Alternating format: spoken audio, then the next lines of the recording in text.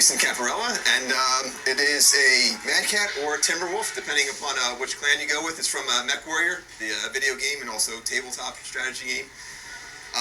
Yeah, again, just fan of the video game, fan of the series, so it's favorite mech, so there it is.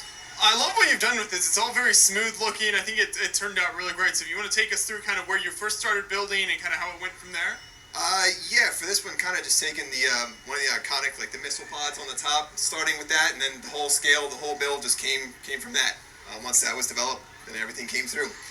As far as like kind of the smooth lines and everything, that's kind of typical for the other stuff that I build, and just trying to make a lot of tile and just keep everything kind of as few studs visible as possible.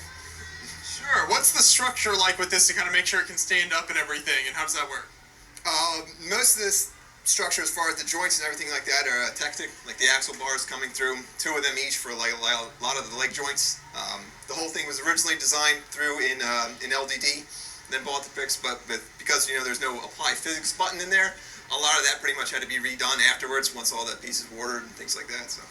Now that's interesting. So you kind of a lot of your design in like digitally, and then you kind of translate that to the bricks later. Yeah, pretty much. I mean, every one of these pretty much started out in LDD and then come through, and then once it actually starts getting built, from that point it's a lot easier to kind of freehand and figure out how joints and everything is going to work to actually make it stand up or do whatever it needs. Right. What do you find are the advantages of doing it digital versus kind of just sitting down with like a pile of bricks and trying to figure out how it all goes together?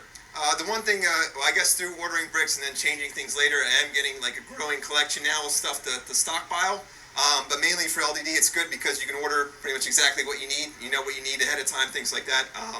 Also, generally for this, where it's pretty much like a mirror image, left to right, for arms and things like that, it's pretty much just copy-paste. So being able to roll through the whole thing and get it detailed out and designed and scaled to the way you want it, it's a lot easier, in the program.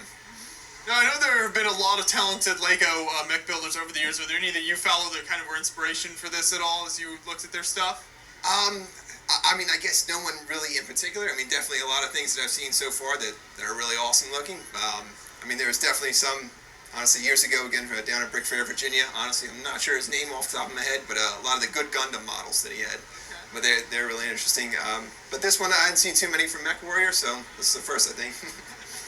Yeah, I think it turned out great. Is this a type of build of mechs that you want to explore more in the future and do more with? There's definitely, like I said, going to be a Gundam build eventually along those lines.